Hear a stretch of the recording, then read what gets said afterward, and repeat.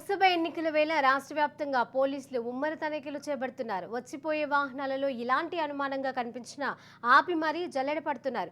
చాదర్ఘట్ చిన్న బ్రిడ్జిపై నిఘా పెట్టిన ఈస్ట్ జోన్ టాస్క్ ఫోర్స్ పోలీసులు ఎటువంటి ఆధారాలు లేకుండా తరలిస్తున్న 49 లక్షల హవాలా నగదును సీజ్ చేశారు.